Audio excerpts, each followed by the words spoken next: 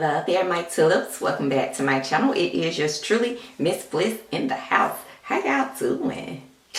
So, I am officially 5 months into my hair lock journey, and so far it's been pretty smooth. I thought that I would have ran into a rough patch when I encountered month 2, but I was able to get right through that without any issues. I guess because I was so busy and had a lot of things going on in my life, I didn't even realize. I recently realized I hit month 5 about a couple of weeks back, as you guys heard me mention in a couple of videos back. Anyway, the purpose of today's video is to go through 5 things that you should expect or could expect, because everybody's journey is different. So 5 things that you could expect when you encounter month 5 of your lock journey. So the first thing that you may notice is hair length. Y'all, it was like it just hit me one day. I was in a mirror and I was like, look like my hair has grown. And I know that I've done some things to help contribute to that, but you should definitely start seeing some length in your locks in month 5. For some, it could be sooner, okay? See my little boo-boo right there? My little boo-boo couldn't even do that before. That's what really got me. My little boo-boo right here. I'm like, oh, she don't grow. Her too. Like, I'm like, what? Okay. 2, what you might notice is you may begin to start noticing budding. For some people, it can be before month 5. Again, each person's journey is different, so I'm speaking from my own personal experience. So keep that in mind. You could expect to see some budding as your locks continue to grow and mature. And I've noticed in the back of my locks, more so in the nape, that is where I began to start feeling around and touching on some of the budding that has taken place in my locks.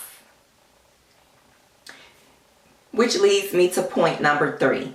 Number 3, you may notice that your locks are still, for the most part, 90% baby locks. Now, again, I've said it multiple times before, and everybody's journey is not the same, okay? So, depending on the texture of your hair, that may depend on where you will be each month or each stage of your locks. So, because of my texture hair, I'm noticing that my locks are 95% still immature. I'm not complaining. Girl, just let them things do what they go do. To point number 4, you could start to see a change within your baby hairs. A lot of people may or may not talk about baby hairs. Baby hairs are very important. And let me just not say baby hairs. The perimeter. You may begin to start seeing hair popping up around your perimeter where you haven't seen hair in a long time, okay? So I've noticed here for myself,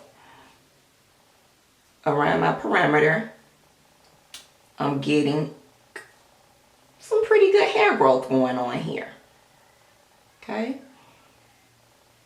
Now this is my more thinner side, but hairs are still growing there. And definitely for my nape and child, I ain't gonna turn around, okay? There's growth going on there as well. So around your perimeter, you should begin to start seeing hair flourish there as well.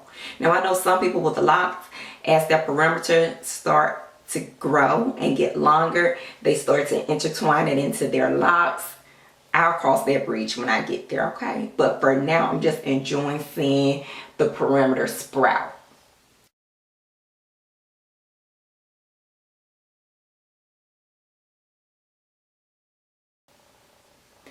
Number 5, what I've noticed is that I can't continue to use the same process that I was using in month 1, month 2, month 3, even probably month 4.